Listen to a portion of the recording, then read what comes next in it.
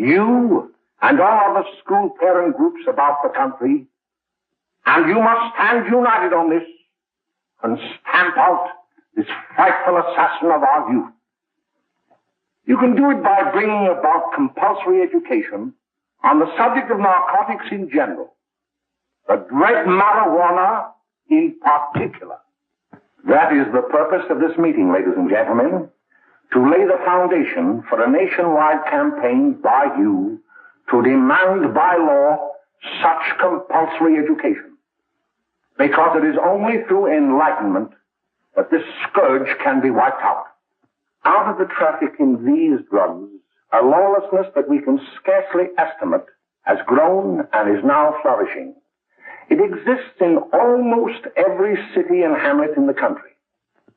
It might be interesting and important for you to know some of the methods used in bringing these drugs into the country, and the work of the forces of law and order, which are daily combating the traffic, always at the risk of life, by their agents.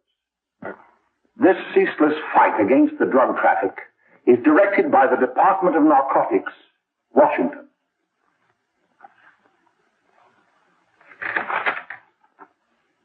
I've received a letter of vital importance from a member of the Narcotics Bureau. I'm going to read this letter to you. My dear Dr. Carroll, the suppression of the use of marijuana and of the forces lurking behind it are the most important jobs this department is now engaged in. At the outset of this letter, there is one vital fact I would like to submit. There is a powerful agency. I speak of the school parent associations of this country, which can be invaluable in stamping out this scourge. Their help, their eternal vigilance, could be the deciding factor in our fight against it. The weed marijuana is grown in every state in the Union. Recently, in the city of Brooklyn, New York, a field of marijuana was found behind a tenement court. The weed was here being cultivated, regularly stripped and dried and sold in schools and at government army posts in and around New York. The dried leaves and berries are ground up and made into cigarettes by a simple hand machine. The deadly narcotic is thus quickly and easily prepared for its market. The sale of marijuana is even more difficult to detect and halt than the traffic in drugs such as opium, morphine, and heroin. They are hidden in fake jewelry cases, in the heels of shoes, women's shoes especially, because the drugs can be secreted in false heels. Hollowed shaving brushes are another medium. Books with false centers are often used. Watch cases are convenient hiding places. The value of drugs thus seized is enormous. Recently, a huge supply of heroin was taken. It was concealed in an apparently harmless shipment of 35 barrels of olive oil. The deadly drug was burned in the incinerator of the Bureau of Engraving and Printing. And more vicious, more deadly, even than these soul-destroying drugs, is the menace of marijuana. No doubt many of you do not believe that these things do happen, but they cannot happen to you. You may also believe that the facts have been exaggerated. Let me tell you of something that happened right here in our own city. You probably read about it in the papers. However, I'll give you the real facts behind the case. There was an apartment near one of our high schools. It was run by a woman known as May Coleman.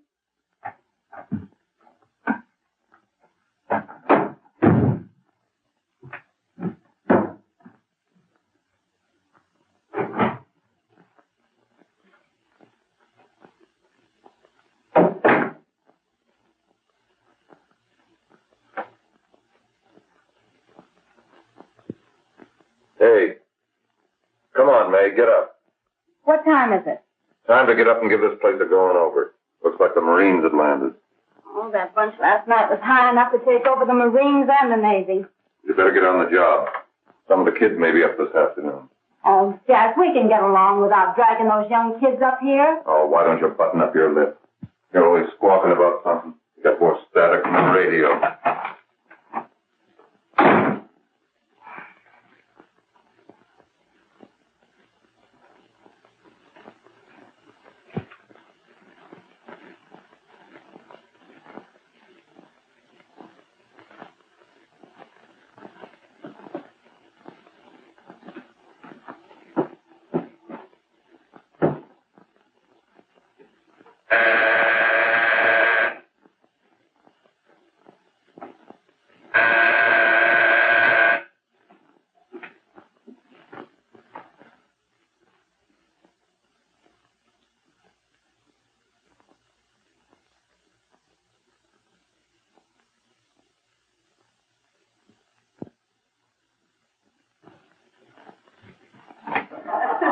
Oh, greeting.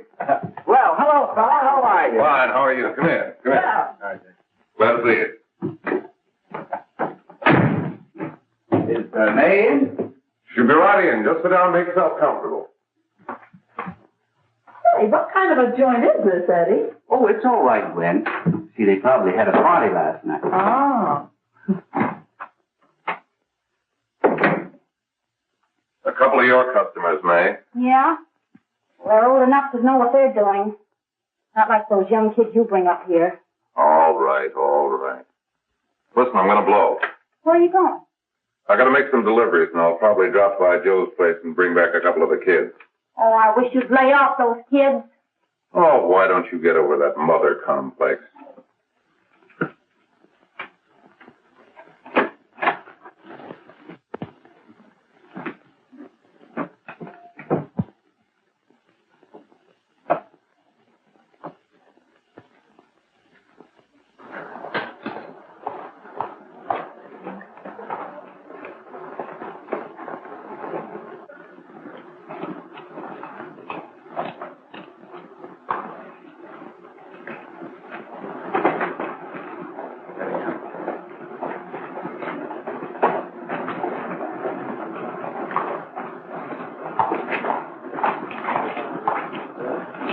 Oh, by the way, Ralph, I'm sort of getting a little party Saturday afternoon over at my grandmother's. You know, the place with the swimming pool? Like to come? Thanks, Eddie. Maybe I will. I'd sure like to have you. Okay, I'll probably drop over. So long, Ralph. See you later. Hey, Ralph.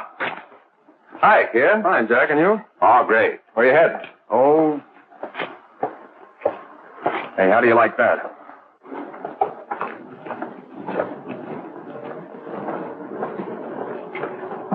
That's the one I was telling you about. Very nice. I don't know why you want to make such a fuss over that Ralph Wally. Oh, he's a swell swimmer.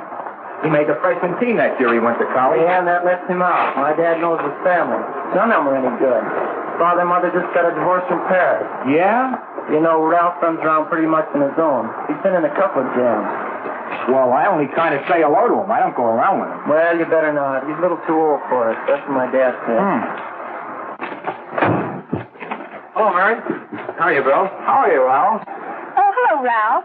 You know my brother Jimmy, don't you? How are you? Well, I'd like you to meet a friend of mine, Jack Perry. Mary, Bill. How do you do? Glad to know you. We're going over to Joe's place. Why don't you come along? we have a date to play instead of doubles. Oh, you can play anytime. Come on, we'll have some laughs. Oh, we can today, Ralph. Some other time. Can I go along with you? Sure. Hey, I'll see you at dinner, sis. Don't be late, Jimmy. I won't.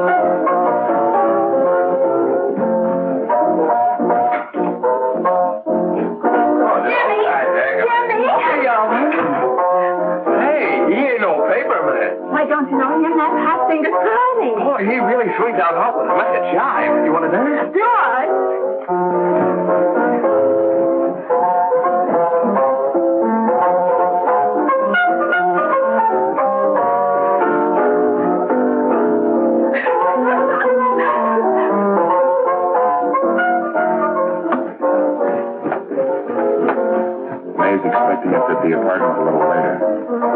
Any new prospects? Maybe.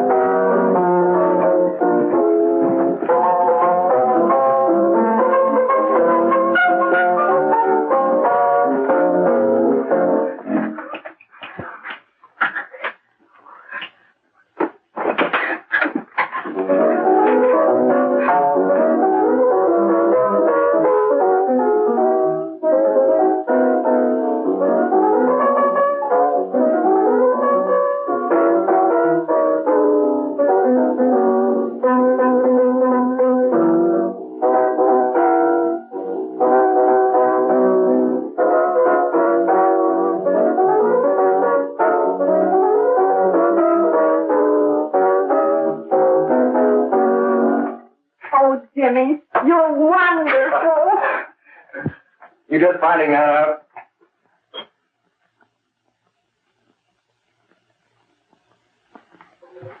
Why can't we go now? Good. Hey, kids, we're having a little party up at my girlfriend's apartment. Wouldn't you like to come? Oh, I'd love to. You want to come, don't you, Jenny? Oh, sure. Any place with you. Well, come along. We can all go in my car.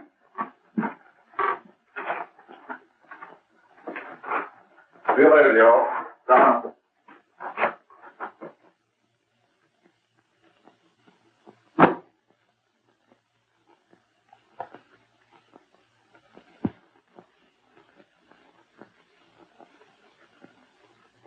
It's sweet of you to help me, Bill. Well, I'll try anything except domestic science. Why, Bill, don't you want to learn something about running your own home? The answer is no. You know, after that session we had yesterday, I went home and told Mother that the trouble with her pot roast gravy was she hadn't added 3 heaping teaspoonfuls of olive oil. What did she say? She didn't say anything. She just threw me out of the kitchen. Well, I don't wonder. Hello, children. Hello, Mother. Hello, Mrs. Lane. That was sweet of you, Mother.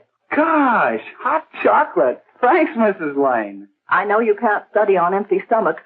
Now then, enjoy yourself. He will. She will too, Mrs. Lane. May I? Oh, thank you, kind sir. You're so very, very kind. Mary, before we do that math, how about reading some of this? It's swell. Romeo and Juliet. Don't you like it? Uh-huh. You know, when I study this, I kind of think of you. I just sort of feel as though you're there beside me. Well, listen. It is my soul that calls upon thy name. How silver sweet sound lovers' tongues by night, like softest music to attending ears. Romeo. My dear. What o'clock tomorrow shall I send to thee? By the hour of 9. I will not fail. 'Tis 20 years till then.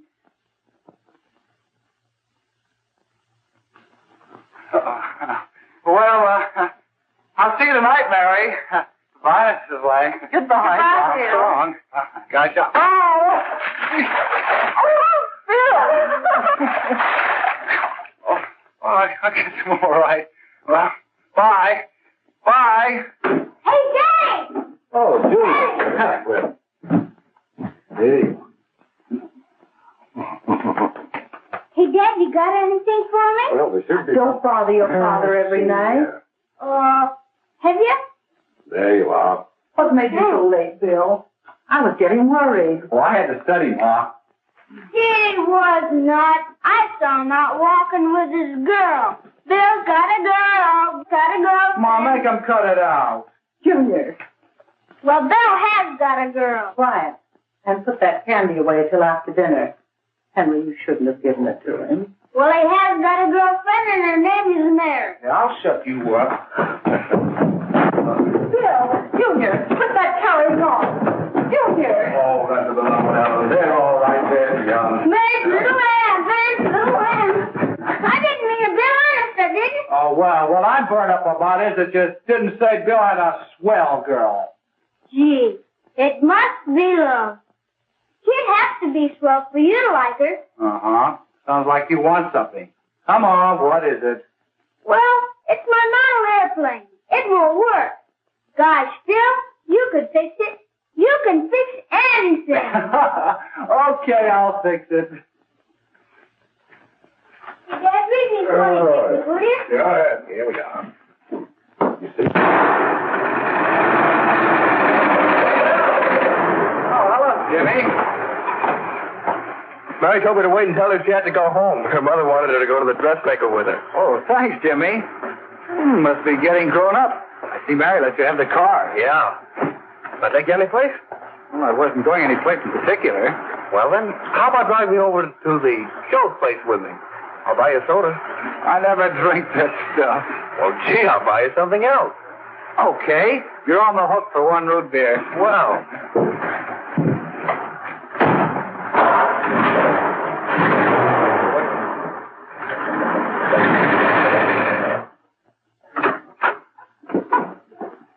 Hi, Bill. Hi, Jimmy. Hey, Jimmy.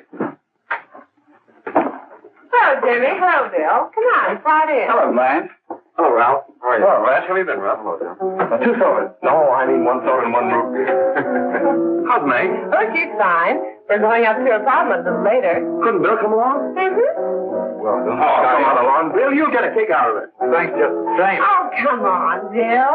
Mary won't be jealous. Why, sure. All the kids will be there. It's team. Well, I don't know. I really shouldn't. Well, okay.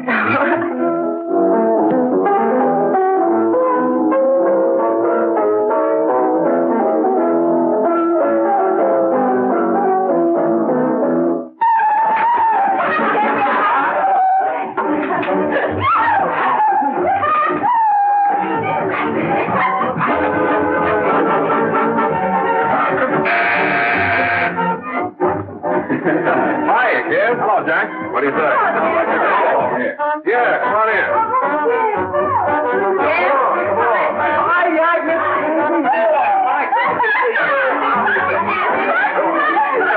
Come on, Bill. Don't stand there.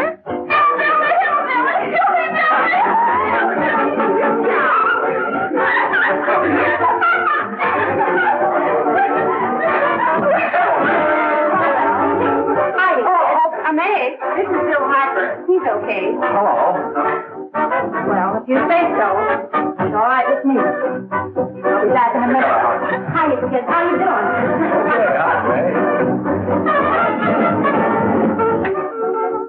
There's a new one in the bay.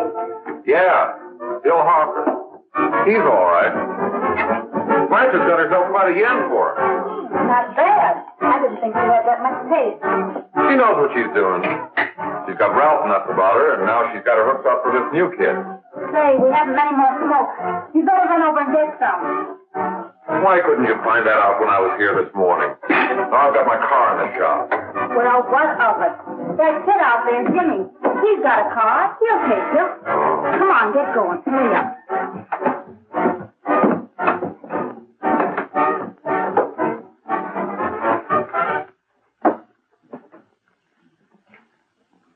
Hey, Jimmy. Yeah? I've got to run over to Cedar Avenue for a minute. You've got a car, haven't you? Well, yeah, my sister. Mind giving me a lift? Why, sure. Come on. Okay.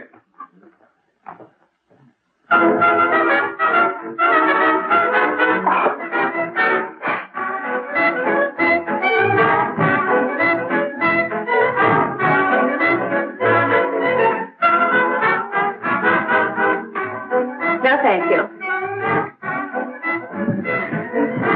Well, here we are. Oh, thanks. Oh, May, don't forget me. I never forget you. Oh, dear. If you want a good smoke, try one of these.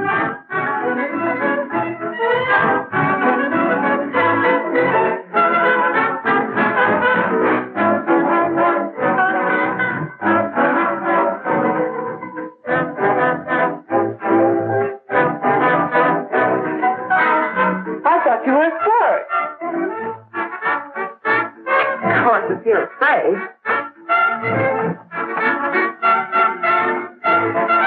That's better. That's more like it. I know you like that really well. and just take a puff of that.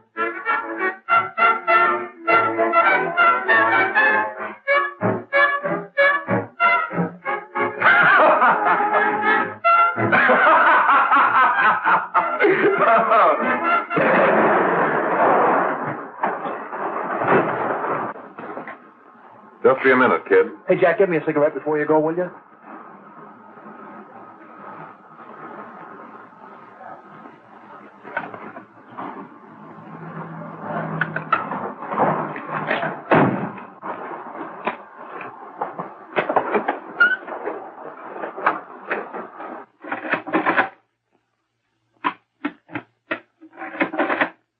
Hello, Jack. Hi, boss. How's business? Getting better every day. Those kids sure go for it. Swell. Had to run over for a couple more cartons. Ran short today. All right. Annie, that's 10 gross for Jack Perry. Who? Pete Daly. All right, send him in. It's all right, stay where you are.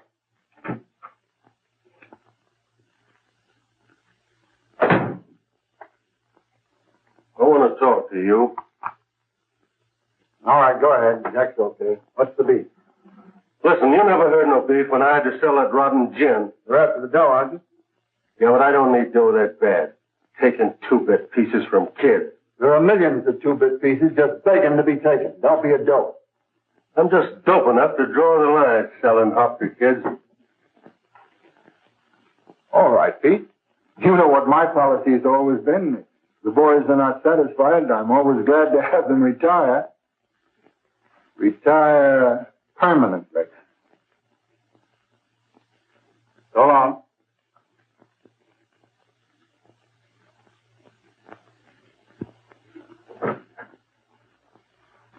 I only wish you had a couple of kids so I could... Get out!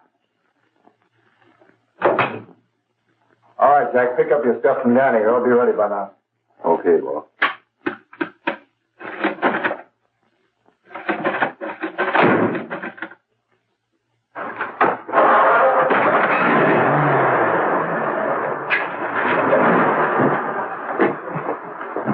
Let's go, Jack. I'm red hot. Better be careful how you drive it. The first thing you know, you'll be ice cold.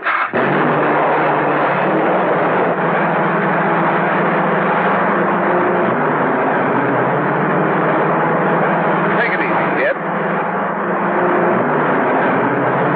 Go around. You'll kill somebody.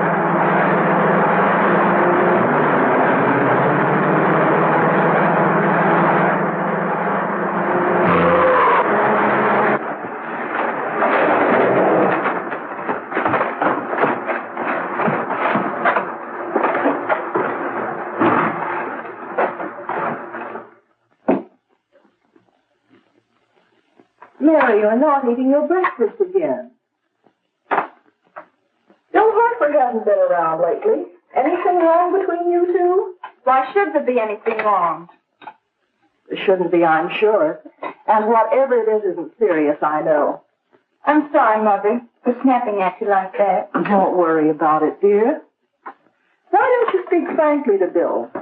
He'll be honest whatever the trouble is. I'm sure Bill Harper never lied about anything. Yes, that's right. Bill's mother says he never lies. There, you see? You think it'd be all right if I speak to him about it? Why, of course. Oh, Jimmy.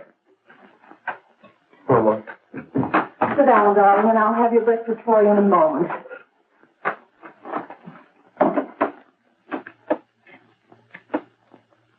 Jimmy, what have I got to worry about? why don't you tell me? Oh, for Pete's sake, don't start to cross-examine me, will you? I'm all right. Jimmy! Don't let Mother see you like that.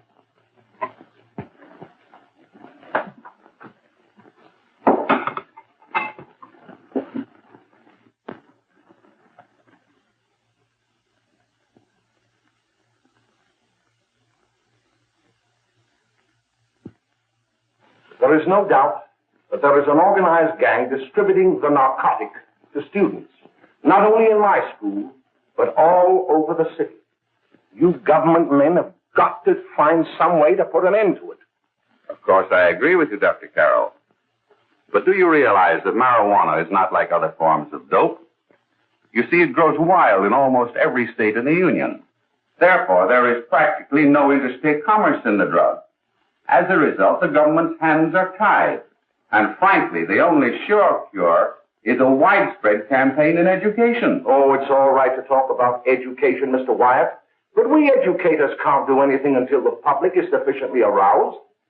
Let me show you something. In 1930, the records on marijuana in the Washington office of the Narcotics Division scarcely filled a small folder like this. Today, they fill cabinets.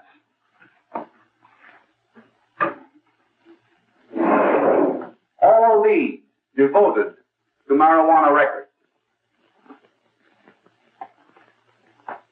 Here is an example. A 16-year-old lad apprehended in the act of staging a holdup. 16 years old and a marijuana addict. Here is a most tragic case. Yes, I remember. Just a young boy. Under the influence of the drug, he killed his entire family with an axe. Then there is the most vicious type of case. Here, in Michigan, a young girl, 17 years old, a reefer smoker, taken in a raid in the company with 5 young men. Here is a particularly flagrant case. Yes, I remember. The newspapers made quite a play of it. In West Virginia, wasn't it? Yes. And there are hundreds of them coming up. New ones every day. I'd like to take these records, if I may. I feel they would be of invaluable assistance to me in combating the evil in my school. You're very welcome, Dr. Carroll. Thank you. Sit down, Bill. There seems to be something wrong. What is it? You were always a fine student. You always had excellent grades. Well, I guess the work is getting a little harder, Dr. Carroll. No, it isn't that. Bill, I'd like to help you. But of course I can't unless you let me. You're undermining your health. Well, there's nothing, Dr. Carroll. Really, there isn't. I'll study harder, honest. Honest? If you were being honest with me and honest with yourself, I'm afraid you'd tell me an entirely different story. Bill, I'm going to ask you a straightforward question. And I'd like to have a straightforward answer. Yes, sir. Isn't it true that you have, perhaps unwillingly, acquired a certain harmful habit through association with certain undesirable people? Well? Oh, no, sir, I haven't, Dr. Carroll. Well, that is, you see, I'm worried about something at home. All right, my boy. We'll just have to let it go at that. But remember, if you ever want to confide in me, no one will ever be the wiser. Well, thank you, Dr. Carroll.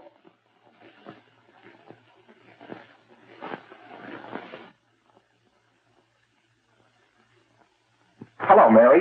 You want to play a set? Thanks, Teddy, but I'm waiting for someone. Well, if you're waiting for Bill, he hasn't been here for weeks.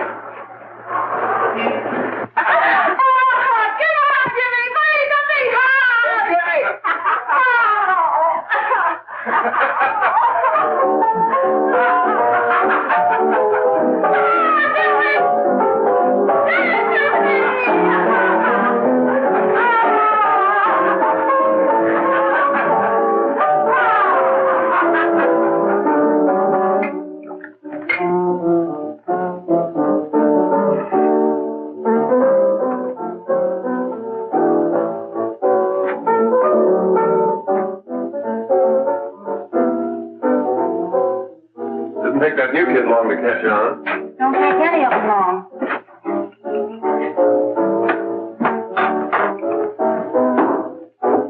Say, don't you ever get fed? You're feeding me, can't you see?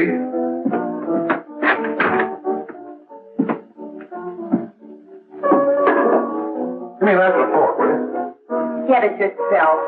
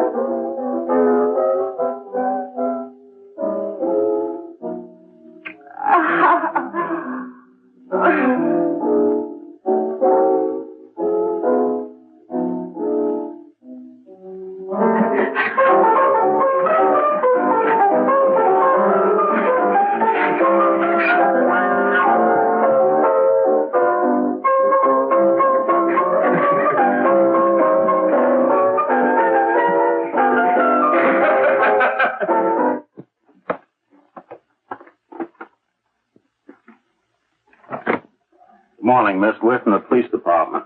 Good morning. We're tracing a hit-and-run driver. Someone caught the license number at the place of the accident but didn't get it quite right. So we're checking all numbers like it, and yours is one of them. Well, I'll try to help you. You remember what you did on the 29th of last month? Oh, that was the day before Mother's birthday. Oh, yes, I remember that because I left school and went directly to the dressmaker's with Mother. I was there all afternoon. Did you happen to loan your car to a couple of men? No, I had the car all afternoon myself. Well, thanks, miss. Sorry to have troubled you. Tell me, was the person killed? Fortunately, he wasn't, but that's still no excuse for hit-and-run driving.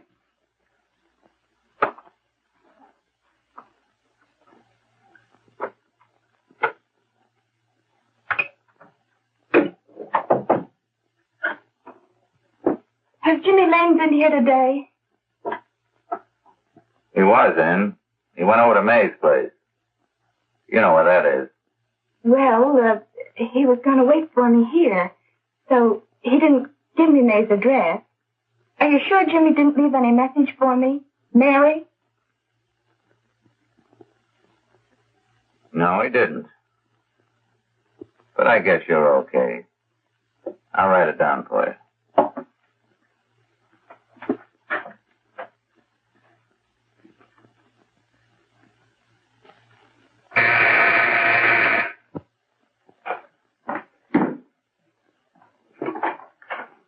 Mary, come right in. Is Jimmy here? Oh, why, he's around somewhere. I think he went out to take Agnes home, but he'll be right back. Come in and sit down, Mary. And let me take your coat. Who's the new kid just came in?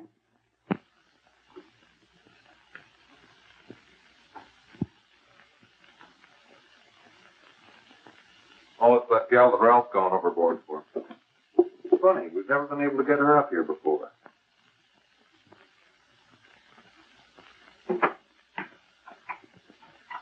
Hey, scram, will you?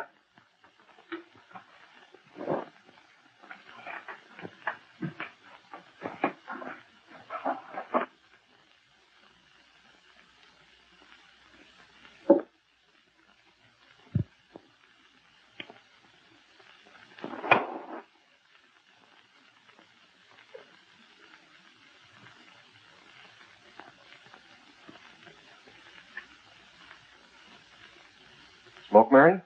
Thanks. Are you sure Jimmy will be back soon? Sure, any minute.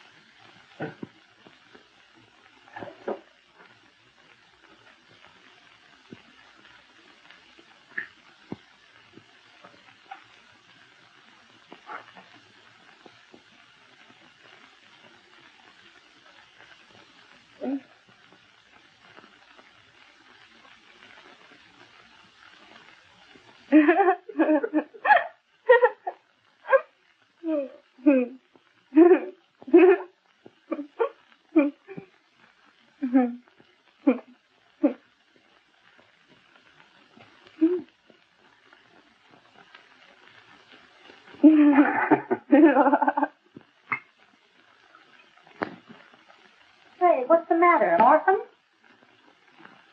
Where do you put it? You got a hollow leg? Thank you.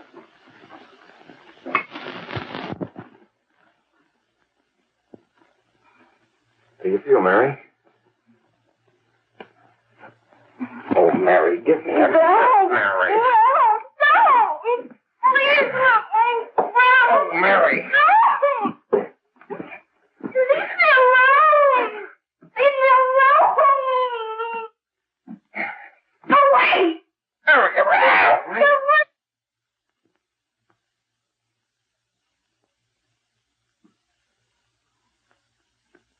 Leave me alone. Oh,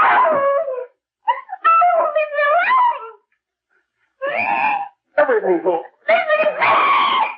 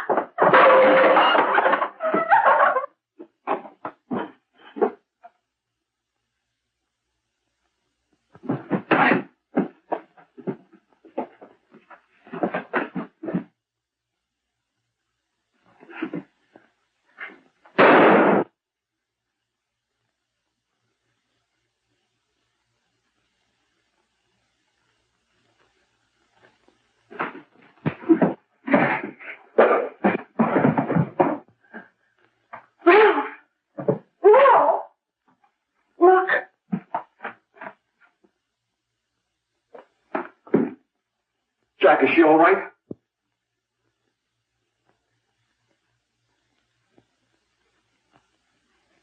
She's dead.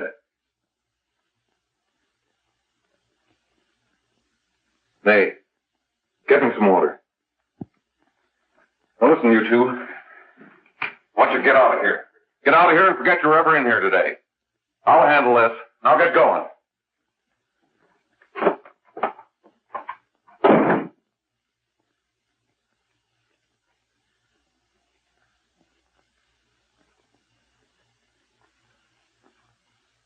Give it to me.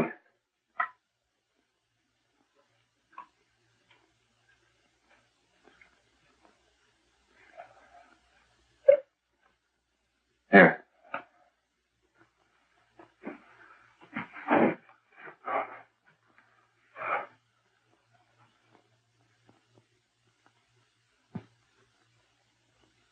Harry.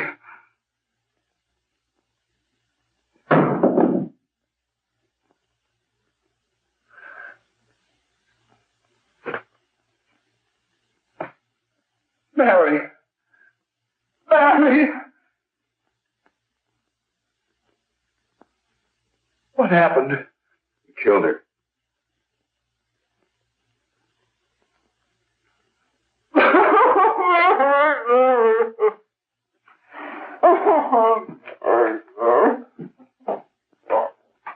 Look. After I scram, you call the cops. And this is your story. Remember it. These two kids came up here for a couple of beers. You were out in the kitchen, you heard the shot. When you got in here, that's what you found. Just stick to that story. Mary. Mary, speak to me. Mary.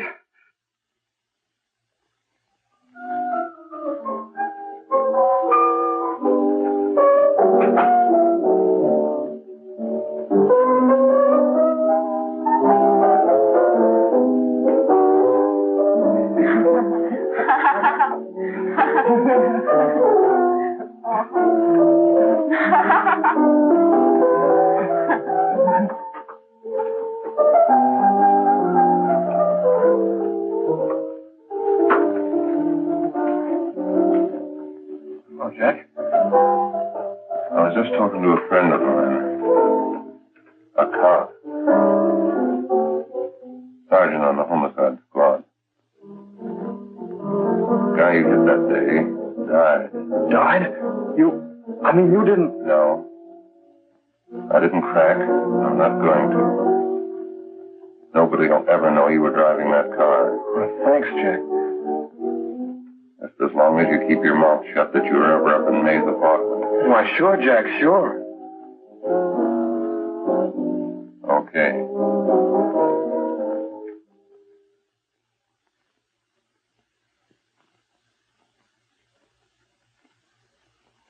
Your Honor, I'd like to recall Dr. Alfred Carroll to the stand.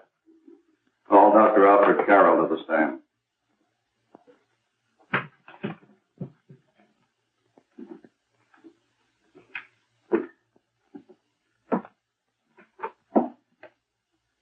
Dr. Carroll, as principal of the Lakeside High School, did you, during the last 3 months, notice any changes in the demeanor and attitude of your student, William Hopper? Yes, in a number of things. For example, at times disassociation of ideas. In another instance, I happened to attend the recent interscholastic tennis matches. And while Bill Hopper had been considered an exceedingly good player, I saw him miss the ball by as much as 3 or 4 feet.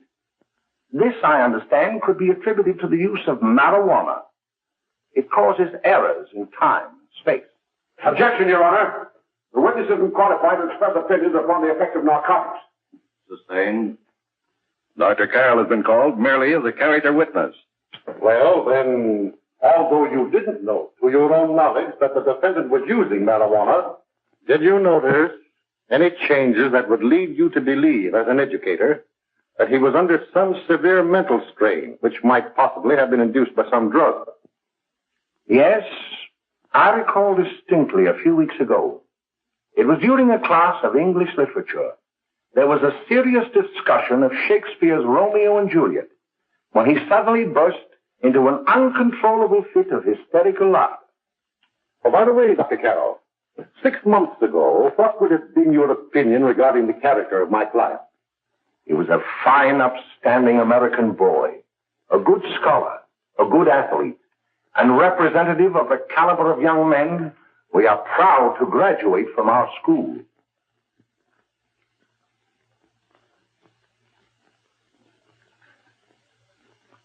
Oh, snap out of it, will you? It's not our fault. Why'd I ever bring him up there anyway? He's just a kid. I can't hang him. Shut up, shut up!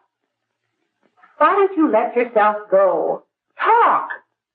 Go off your nuts and have me that way, too. It was his own fault, wasn't it? Shut up! They've got us hidden out, haven't they? The cops can't find us. Jack, I want to get out of this place. You're going to stay here as long as we have to keep those two out there undercover. Until the trial's over. The boss gets a better idea. But they're getting on my nerves. It can't last much longer. I'm not worried about her. We got to keep him gagged. Oh, he's about ready to crack. All you got to do is keep him from having too many reefers. Any day now, that punk will get hot. He'll probably spill and tell all he knows if he gets the chance.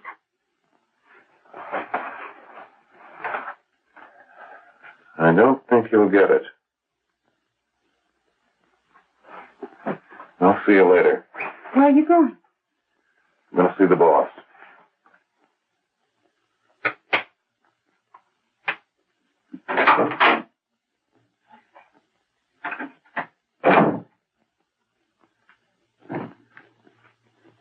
Hello, Jack. Hello, boss.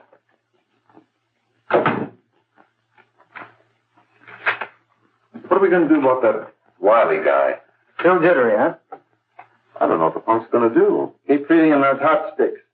That's what May's been doing. That's no good. I got a hunch that he's due to crack when that Harper verdict comes in. He's on the tee. He's liable to take a powder on us and blow us topper to the DA. You mean you think we'd all be better off if he never heard the verdict? Well, what are you waiting for?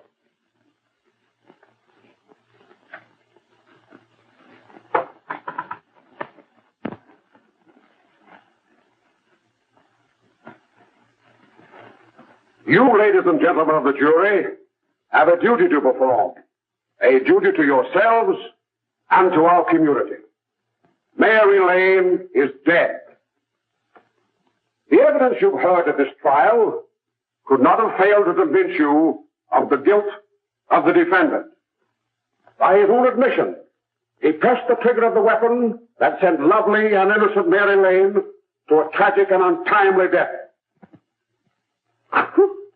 We are not so much concerned about the motives behind the deed as to the deed itself. While the defendant has told you that he saw someone attacking Mary Lane, and that his mind went blank from that moment on, the defense has been unable to produce one witness to substantiate that statement. Now, ladies and gentlemen of the jury, you heard able men testify at this trial, men who have tried to bring out the fact that the defendant might have become momentarily insane when he fired the shot that killed Mary Lane. But the defense has been unable to prove that he was insane. William Harper was sane when he visited the apartment where the tragedy occurred. He was in the habit of visiting the place. He was sane when he went into a bedroom with another young woman. You've all heard what went on in that room. You heard it from the defendant's own lips. Involved as he was in a tawdry love affair, Mary Lane was in the way. She had found him out. In a moment of anger, he deliberately and willfully killed her. If such deeds are permitted to go unpunished, this community would cease to be a decent and safe place for us or our children to live. I do not believe I have to plead or even demand that you bring in a verdict to punish the defendant for the crime that he has committed against society. You are upright citizens. That is why you were chosen to judge another. And as honest, upright citizens, there is only one verdict which you can find, and that is a verdict of guilty. And this court will be adjourned until the jury's verdict is reached.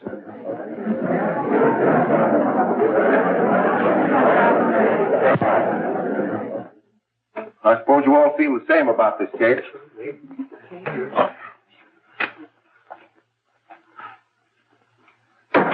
That he might have been insane when he did it? No, he wasn't. He knew what he was doing.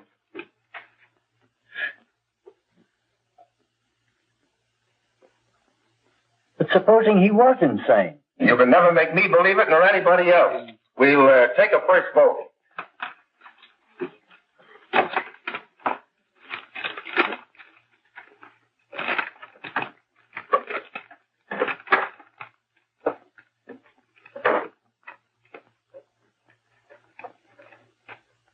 For conviction, 1 for acquittal.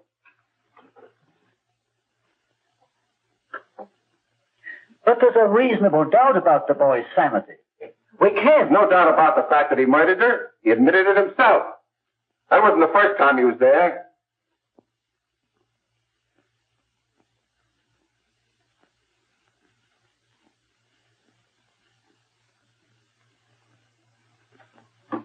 We gotta make an example before boys like that contaminate all of our children. We can't have every murderer hiding behind the gag that he's insane.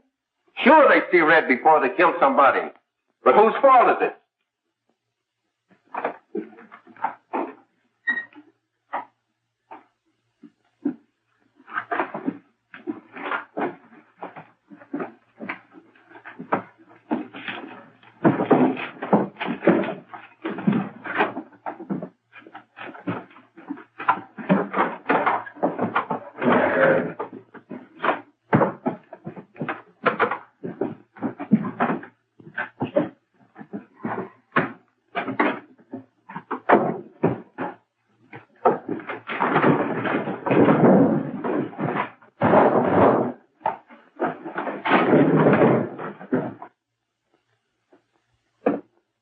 Have you reached a verdict?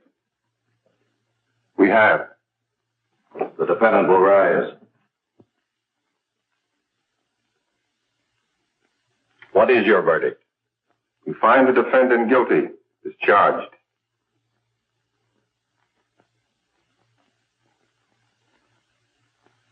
No!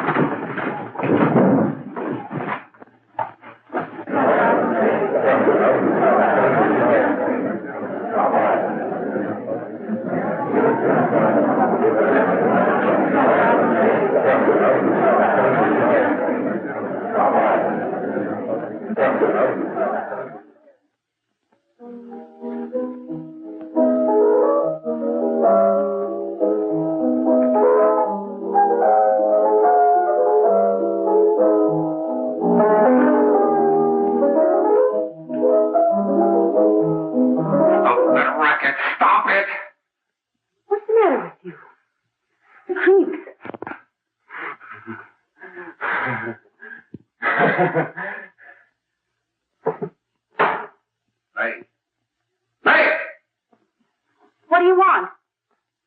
Bring me some reefers.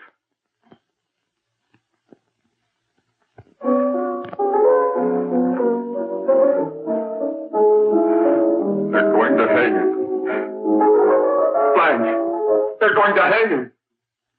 Oh, come on. Get a hold of yourself. Here you are.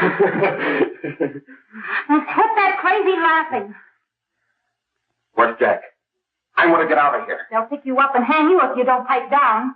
I want to see Jack. Jack. I want to see Jack. Jack. You better quiet him. I can't do anything with him.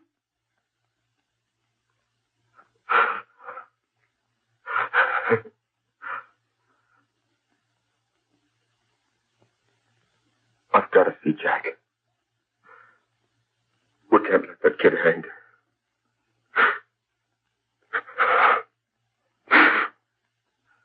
He'll be here. Don't worry. He'll be here in a little while. I've got to see him. You've got to see him.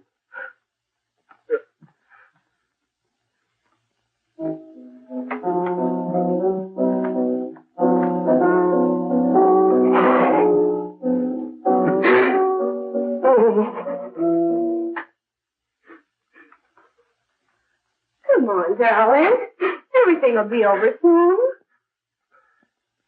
Do you want me to play something for you?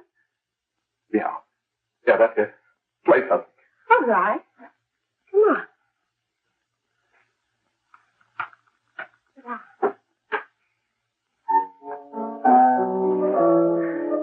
Honey, give me a smoke, will you?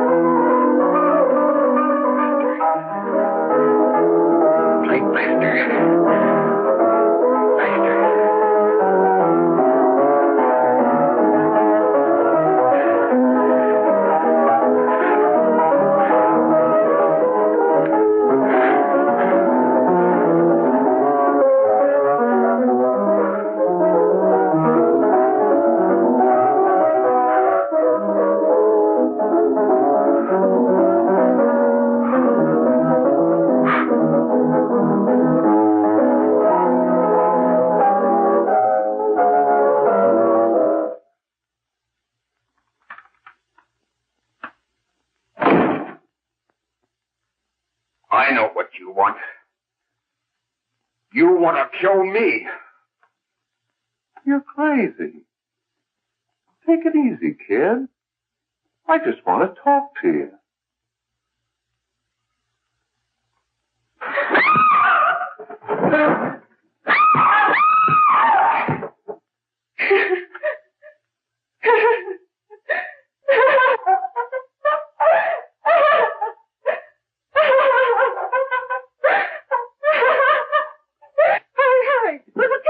Going on.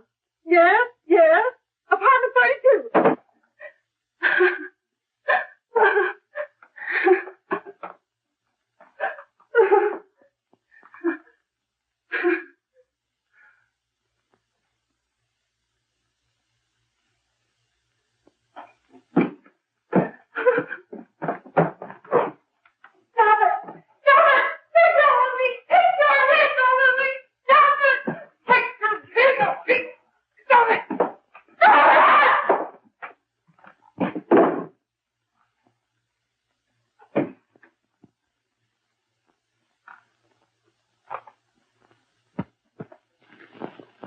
Give me a glass of water. Who's behind you?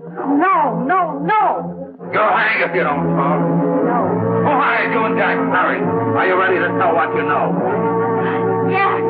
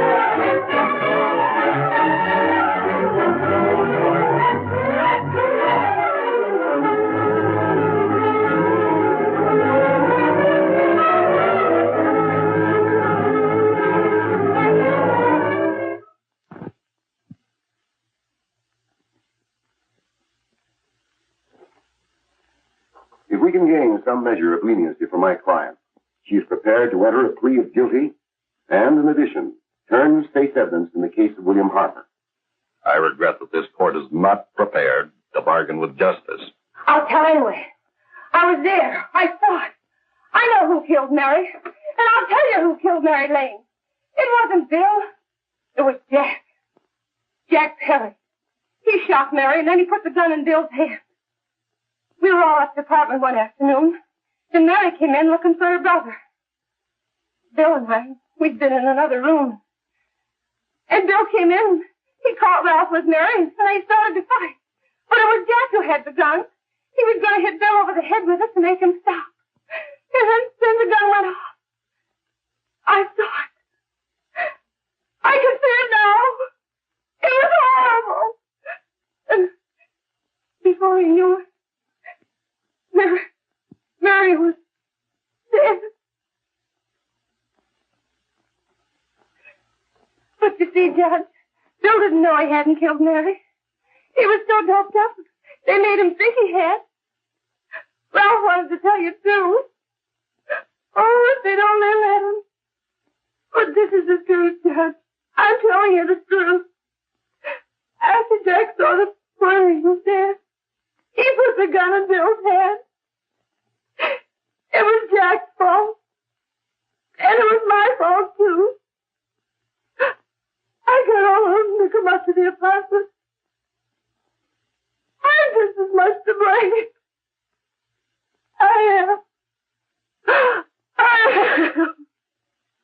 Do I understand you wish to plead guilty to a charge of fostering moral delinquency in the case of William Harper? Yes, I'm guilty. I am. Prepare a statement for signature, and also an order setting aside the jury's verdict in the case of the people versus William Harper. In the interests of justice, I shall direct a verdict of not guilty.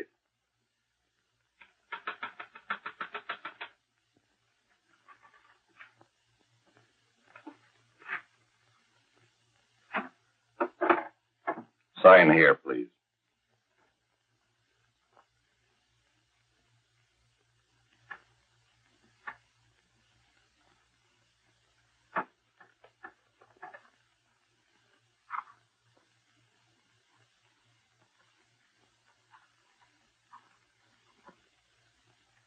You shall be brought into court on Thursday, the 17th, when sentence will be pronounced.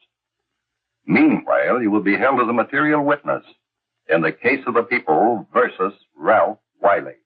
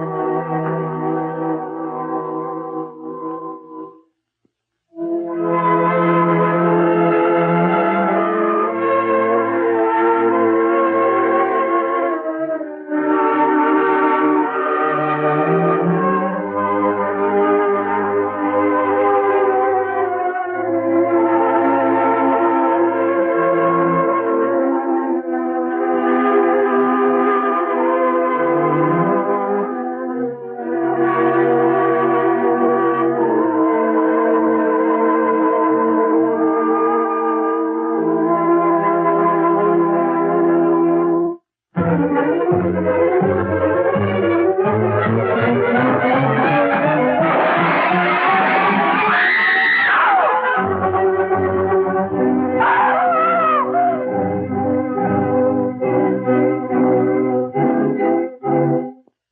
come in the hearings before this court today to what I hope will be the final actions revolving about an unhappy and unfortunate case, one whose horrible tragedy will forever remain with me.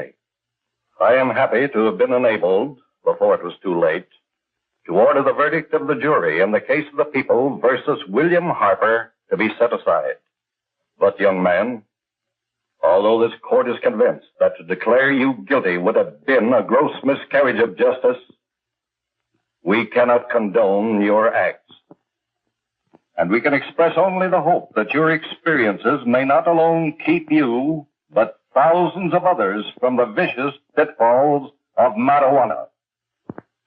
Thus, I am ordering you to remain in this court during the next case, so that you will be obliged to witness what you yourself so narrowly escaped. Call the case of the people versus Ralph Wiley.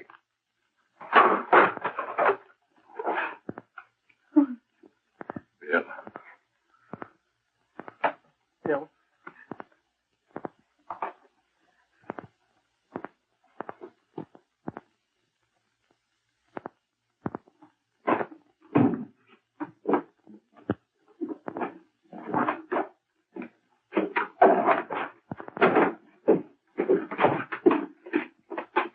Your Honor, in this case, the state waives trial of the defendant, Ralph Wiley. It is convinced that he is hopelessly and incurably insane, a condition caused by the drug marijuana to which he was addicted. It is recommended, Your Honor, that the defendant be placed in an institution for the criminally insane for the rest of his natural life. Defendant counsel joins the state in this request. Since counsel for the defense, as well as counsel for the state, seem to agree on this, I see no reason why the request should not be granted. Yes, that happened right here, to your neighbors. It is not too much to say that in your hands lies the possibility of averting other tragedies like it. We must work untiringly so that our children are obliged to learn the truth, because it is only through knowledge that we can safely protect them. Failing this, the next tragedy may be that of your daughter, or your son, or yours, or yours, or yours.